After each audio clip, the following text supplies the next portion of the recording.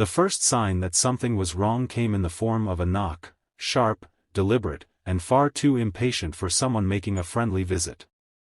I wasn't expecting anyone, and out here, miles away from the suffocating rules of a homeowners association, unexpected visitors usually meant trouble. I wiped my hands on my jeans, stepping onto the porch as the knocking turned into pounding. The woman standing on my doorstep was the kind of person you could tell was used to getting her way before she even spoke. Polished, poised, and brimming with the barely contained fury of someone who believed the universe owed her an apology. I didn't know her, but I knew her type. "You need to leave," she snapped before I could say a word, her manicured finger jabbing the air between us. "This property does not belong to you." For a moment, I just stared at her, trying to decide if this was some elaborate prank. "Excuse me?" she huffed, shifting her weight like she couldn't believe I was making her explain herself. "I don't know who you think you are, but this land is part of the HOA's jurisdiction, and I will not stand for squatters taking advantage of our community." I blinked. "Squatter? I own this property." Her expression twisted into something triumphant, like she had just been waiting for me to say that. "Oh, I knew you'd say that," she sneered. "But we both know that's not true. You stole this property. And I'm giving you one chance to vacate before I escalate this." I wanted to laugh at how absurd it all was, but there was something unsettling in the way she said it, like she truly believed the words coming out of her mouth. "Look, lady, I don't know what kind of power trip you're on, but I bought this land legally. I have the deed, the tax records, everything." She didn't even flinch. "We'll see about that," she said, her voice dripping with condescension. "Expect a visit from the authorities." With that, she turned on her heel and marched back toward her car, leaving me standing on my own porch, watching the dust settle in her wake. I thought that was the end of it, some entitled woman who had nothing better to do than harass the new guy in town. But I was wrong. It was only the beginning. 2 days later, the letters started coming. Neatly typed, official-looking notices from the HOA, despite the fact that my property was never part of any homeowners association. The first one accused me of violating landscaping regulations. The second claimed my fence was not within approved guidelines. By the third, they weren't even pretending anymore, it was a cease and desist order, demanding that I vacate the premises immediately. At first, I ignored them. I had the law on my side, and as far as I was concerned, they were just a bunch of busybodies with too much time on their hands. But then, the threats became real. My mailbox was stuffed with escalating fines, $100, then $200, then $500 per day, each one more aggressive than the last. I found notices tacked to my door, warning of legal repercussions for unauthorized habitation. Then the cars started showing up. At first, I thought they were just nosy neighbors, but after the third time I spotted the same black sedan idling at the end of my driveway, I knew it wasn't just curiosity. Someone was watching me. The tension ratcheted up with every passing day. My property, my home, felt like it was under siege. And then, just when I thought they couldn't push any further, they made their boldest move yet.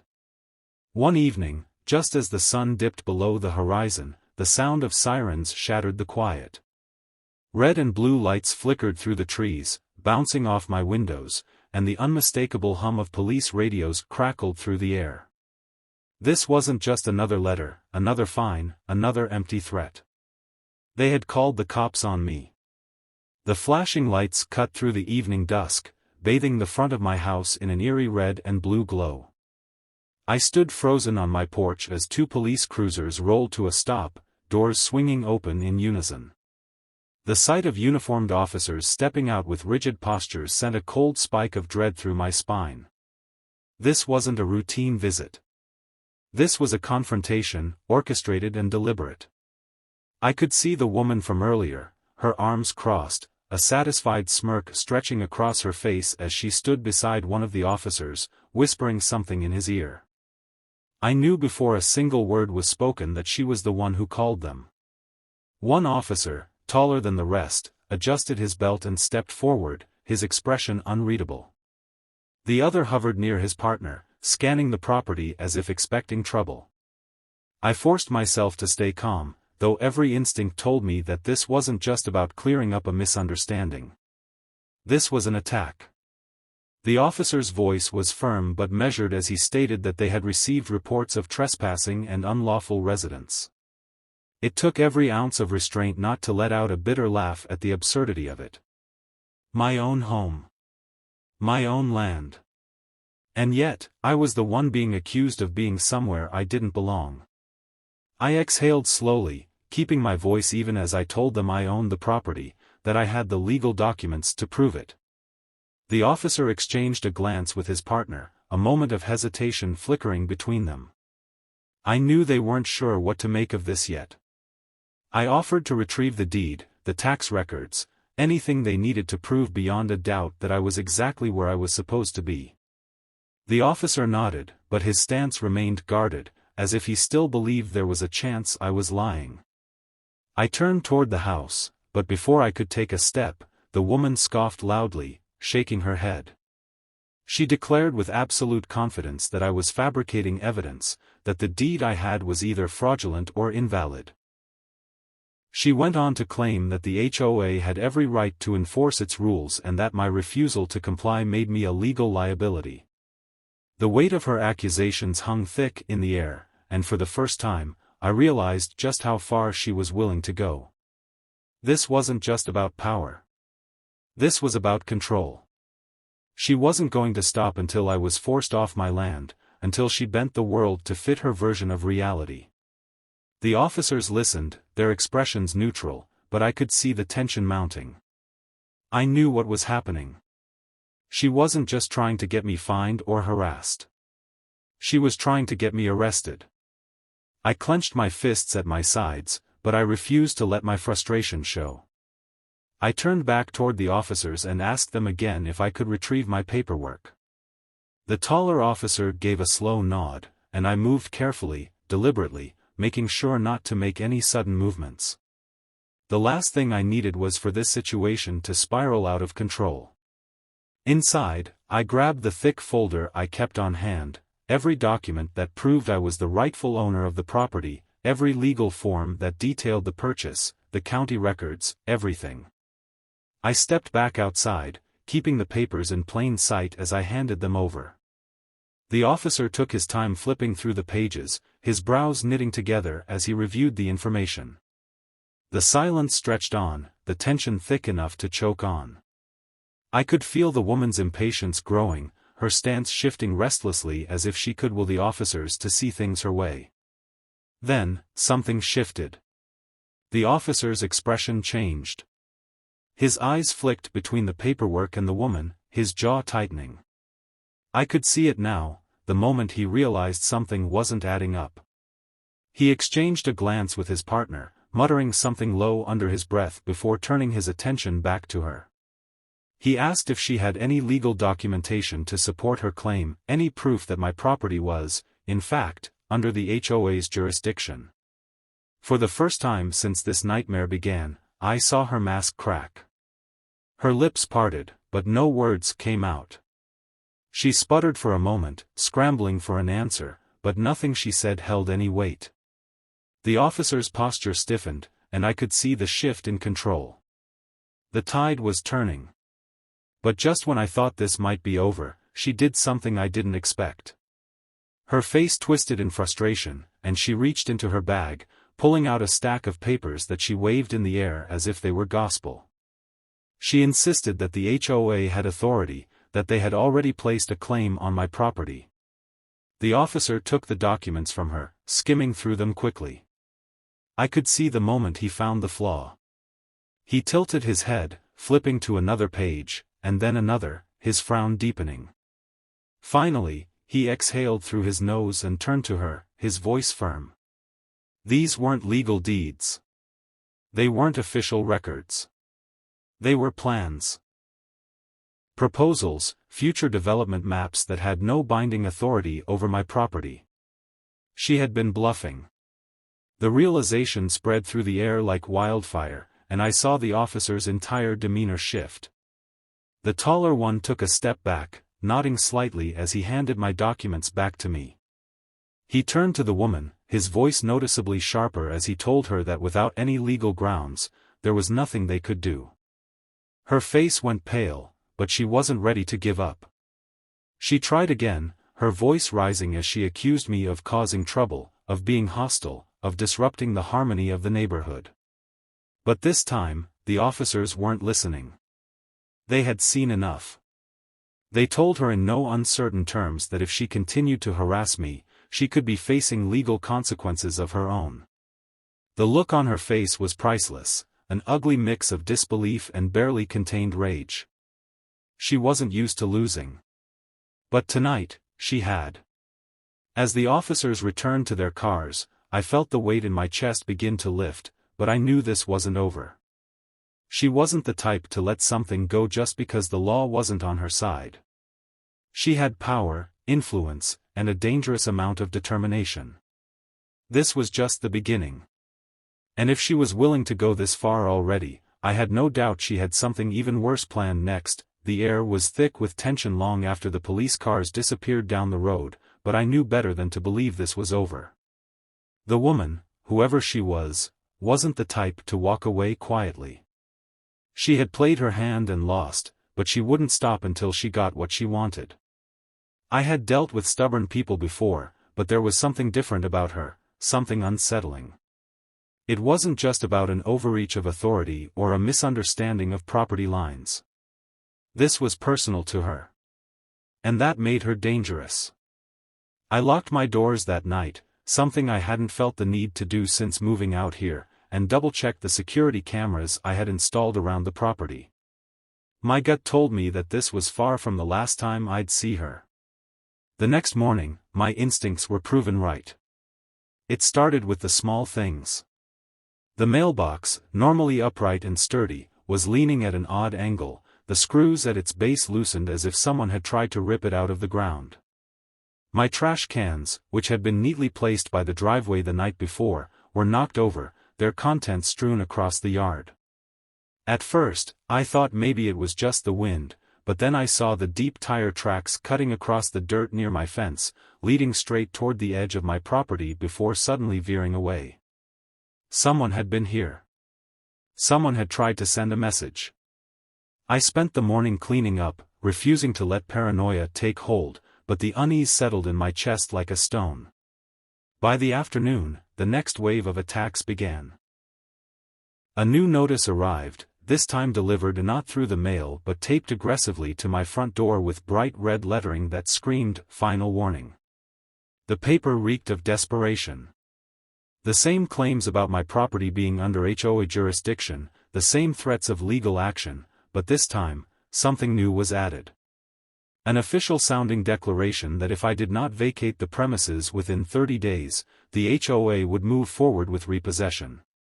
I felt my pulse quicken as I read through the nonsense. Repossession? They had no legal grounds to take my land, but they were doubling down on their tactics, hoping that intimidation would be enough to make me back down. I wasn't going anywhere. I called my lawyer that afternoon, detailing everything that had happened since the police visit. She listened carefully, her tone clipped and professional as she told me exactly what I already suspected. This wasn't just an overzealous HOA trying to enforce rules. This was targeted harassment. She promised to send a cease and desist letter that would formally warn them against further interference, but even she admitted that people like this rarely back down just because the law wasn't on their side. I was going to need to be ready for a fight. That fight came sooner than I expected. By the following evening, more cars had started appearing near my property. They never pulled into the driveway or did anything outright illegal, but they hovered at the edges of the road, their presence lingering like a shadow. Sometimes they would stay for hours, engines idling, windows tinted so dark that I couldn't make out who was inside. Other times, they would leave only to return minutes later, as if cycling through shifts. I knew what this was. They wanted me to feel watched. They wanted me to feel like I was under surveillance, like I couldn't take a step outside my home without someone taking notes on my every move. Then came the noise. At first, I thought it was just another neighbor doing construction, but the sounds became impossible to ignore. In the middle of the night, the wailing screech of power tools echoed from a few houses down, the sharp metallic grind of metal on metal cutting through the silence. It would start and stop at odd intervals, just long enough to wake me from sleep before going quiet again. The next night, it was car alarms, multiple, blaring in synchronized chaos at exactly 2 in the morning. And then, when that failed to drive me mad, came the floodlights. Bright, blinding, positioned just right so that they shone directly through my bedroom window, turning night into artificial daylight. I could feel myself reaching my breaking point. The next morning, exhausted but determined, I decided I wasn't going to sit back and let them dictate the rules of this fight. If they wanted to escalate, I would meet them head-on. I installed additional security cameras, making sure every inch of my property was covered. I put up clear, legally binding no trespassing signs in large, bold lettering that made it unmistakable that any further attempts to interfere with my property would be considered a criminal act. And then, I made my biggest move yet. I filed a formal complaint with the county. I gathered every piece of evidence I had collected, the illegal notices, the footage of strange cars lingering near my home, the recordings of the noise disturbances. My lawyer submitted everything, and within 24 hours, the first official response came back. The HOA had no legal claim to my property. The county confirmed that my land had never been under their jurisdiction and that any further action on their part would be considered harassment. A warning was issued, and for the first time since this nightmare began, I thought I might have finally won. I was wrong. The next evening, just as the sun dipped below the horizon, I heard it. The sound of footsteps, soft, deliberate, just beyond my fence line. I checked the cameras, but whoever was out there knew how to stay out of sight, moving just beyond the range of the lenses, never stepping fully into the light. My heartbeat thundered in my ears as I grabbed a flashlight and stepped onto the porch. The night was still, the air thick with an unnatural quiet. And then, just as I reached the edge of my property, I saw it. A sign. Not one I had put up, but one that had been carefully staked into the ground overnight. A gleaming, official-looking real estate sign, complete with a bold "For Sale" printed across the top in bright red letters. They were trying to sell my home. Let me know when you're ready for the next section. This one has set up the next major escalation in the conflict. The sight of that "For Sale" sign sent a cold rush through my veins, my hands clenching into fists as I yanked it out of the ground. It wasn't just a scare tactic anymore. They had taken the boldest step yet, pretending to list my property as if it was theirs to sell. The audacity was staggering, the implications even worse. If they were willing to fabricate an ownership claim, what else were they planning? My stomach churned with a mixture of anger and unease. This was no longer about fines, threats, or intimidation. This was an open attempt at theft, disguised under the thin veneer of bureaucratic authority. I took the sign inside, examining every inch of it. It wasn't handmade or hastily thrown together. It was professional, the kind real estate agents used, complete with a laminated HOA logo in the corner. That meant they had connections, people willing to back their fraudulent claim. They weren't just harassing me anymore, they were laying the groundwork for something bigger. My mind raced with the possibilities. Could they have actually listed the property online? Were there fabricated legal documents circulating somewhere, trying to make it look like I didn't own my own land? The thought made my pulse hammer in my ears. I wasted no time. My lawyer needed to see this. I took photos, documented everything, and emailed her immediately. Less than an hour later, she called, her voice sharper than I'd ever heard it before. The situation had gone from harassment to something far more serious, an attempt at fraudulent conveyance. She assured me that legally, they had no standing, but the real danger wasn't in them winning a case, it was in them dragging me through months, maybe years, of legal hell just to wear me down. That was their real weapon, exhaustion, forcing me into a battle that could drain my time, money, and patience until I gave up and walked away. But I wasn't going anywhere. She advised me to check local listings, and sure enough, after an hour of searching, I found it, a for sale post under a real estate website, listing my property as available under HOA-controlled land. The description was vague, the price absurdly high, as if meant to discourage real buyers while setting up a legal smokescreen. My name wasn't mentioned anywhere, only the HOA's. The fury that burned in my chest was almost overwhelming. This wasn't just some overreaching board trying to enforce rules where they didn't apply. This was fraud, plain and simple. I sent a cease and desist demand to the website, attaching proof of my ownership, and within hours, the listing was taken down. But I knew that wouldn't be the end of it. They would keep trying, keep pushing until I was buried in legal battles or forced to fight off trespassers who thought they were buying a piece of land that had never been for sale. And that's exactly what happened next. 3 days later, a car pulled into my driveway, a man stepping out with a clipboard and a confused expression. He introduced himself as a potential buyer and asked if he could take a look around. My entire body went rigid with barely contained rage. I explained that the property wasn't for sale, that the listing was fraudulent, that he had been lied to. His face darkened with understanding, and after apologizing, he left without argument. But it didn't stop there. The next day, 2 more people showed up, then another couple the day after that. Some were polite, confused by the deception, but others were aggressive, insisting that the HOA had given them rights to view the land. One man even tried pushing past me, demanding to inspect the premises before I forced him back to his car. It was becoming clear, this wasn't just a one-off attempt to trick buyers. This was a coordinated attack. I called my lawyer again, and she took immediate legal action, sending an official notice to the HOA warning that any further fraudulent claims regarding my property would result in a full-blown lawsuit. But something told me legal threats wouldn't be enough. These people were relentless, and I had no doubt that they would keep pushing, waiting for me to make a mistake, to lash out, to give them something they could use against me.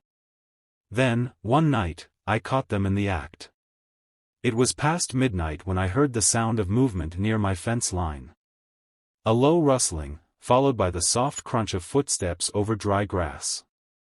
I grabbed my flashlight and stepped outside, my pulse hammering in my ears as I swept the beam across the yard. At first, I saw nothing, but then, movement. A shadow darting behind the trees. Someone was out there. Watching. Waiting. I moved toward the fence, my voice sharp as I demanded to know who was there. No response. The night was too dark to make out details, but I could see the faint outline of a figure retreating deeper into the trees, disappearing before I could get close enough to see a face. My skin prickled with unease. They weren't just trying to scare me anymore. They were scouting. The next morning, I found fresh footprints near the edge of my land. They had been on my property, close enough to see inside my home, close enough to be planning something. My patience had run out. I went straight to the sheriff's office, armed with every piece of evidence I had: security footage, trespassing incidents, the fraudulent listing, the false notices, the police report from the initial confrontation. This wasn't just harassment anymore. This was criminal activity. The sheriff, an older man with a weathered face and a slow, deliberate way of speaking, listened carefully before finally leaning back in his chair with a deep sigh. He told me that while HOA disputes were common, this level of escalation was something else entirely. He assured me that a formal investigation would be launched, but I could hear the doubt in his voice. He had probably seen cases like this before, ones where power and influence made things difficult to prosecute. But I wasn't waiting for them to handle it. That night, I reinforced every lock, every window, every camera. I wasn't just dealing with an aggressive HOA anymore. I was dealing with people who thought they could take what was mine. And if they wanted a fight, they were about to get one. The tension settled over my property like a storm waiting to break. I barely slept that night, every creak in the old farmhouse sending my pulse racing, every rustle of the trees outside making me wonder if they had finally decided to take things further. I had spent weeks dealing with their petty fines, their bogus claims, their fraudulent listings, but the moment I caught someone lurking near my home, the game had changed.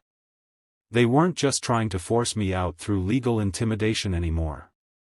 They were testing the boundaries, waiting to see how far they could push before I broke. But I wasn't going to break. By morning, I was done playing defense. The sheriff's office had taken my report, but I had little faith in how quickly they would act, and I knew better than to sit around waiting for the system to catch up. If these people wanted to take my land, they needed to believe I wasn't someone who would roll over and let them. So I went on the offensive. I installed additional motion sensor lights around the property, high-powered beams that would flood the yard the moment anyone so much as stepped too close. I updated my security system, ensuring that every camera had a clear, unobstructed view. And then, I took things a step further. I put up a massive banner, right at the front of my property, in bold, impossible to ignore letters: "This property is not for sale. Trespassers will be prosecuted. Fraudulent HOA claims will result in legal action." It wasn't subtle, but I wasn't aiming for subtlety anymore. I wanted them to know that I was watching, that I was documenting every single move they made. The message was clear: come onto my land again, and there would be consequences. And for the first time in weeks, things went quiet. The cars stopped hovering. The fake buyers stopped showing up. The noise disruption ceased. But I wasn't naive enough to believe they had given up. This was the calm before the storm. 2 days later, the storm arrived. It started with a legal notice, hand-delivered by a courier instead of stuffed into my mailbox like the others had been. A court summons. The HOA had filed an official lawsuit against me, claiming that my occupation of the land was in direct violation of their community guidelines and that I was unlawfully obstructing a planned development project. They weren't just harassing me anymore, they were trying to take me to court, to bury me in legal fees, to force me into a battle they assumed I couldn't afford to fight. But they had underestimated me. I called my lawyer the moment I read through the paperwork, and she was furious. She had seen cases like this before, where HOAs weaponized the legal system to exhaust homeowners into submission, relying on their deep pockets and connections to drag things out indefinitely. But what they hadn't accounted for was that I had documented everything. Every interaction. Every notice. Every attempt at fraudulent activity. She assured me that we had a solid case, that their claims were built on nothing but lies, and that this would not hold up in court. But that didn't mean it wouldn't be a fight. What happened next proved just how far they were willing to go. The night before my first scheduled court appearance, the power went out. At first, I assumed it was just a random outage, storm damage, faulty wiring, but then I saw the tracks. Deep, fresh tire marks near the main electrical box that connected my land to the grid. Someone had been here. And then, just as I was piecing it together, my phone vibrated. A text. No number. No name. Just a single message. Leave while you still can. I had faced intimidation before, but this was different. This was calculated, precise, a direct warning meant to break my resolve. They wanted me to be scared, to feel unsafe in my own home, to make me question whether this fight was worth it. But fear only fuels resistance, and at that moment, my decision became final. They weren't going to win. The next morning, I arrived at the courthouse with my lawyer, my evidence, and an unwavering determination to put an end to this. The HOA had sent their legal team, a pair of expensive-looking attorneys in sharp suits who clearly expected to intimidate me with their presence alone. But the moment my lawyer began laying out the case, the fraudulent listings, the illegal notices, the trespassing incidents, the police reports, their smug expressions faltered. The judge listened carefully, his gaze sharp as he flipped through the documents. Then came the turning point. When my lawyer presented the security footage of the unknown figures creeping along my property line, the judge's demeanor shifted. This wasn't just a property dispute anymore. This was harassment, intimidation, and potentially criminal activity.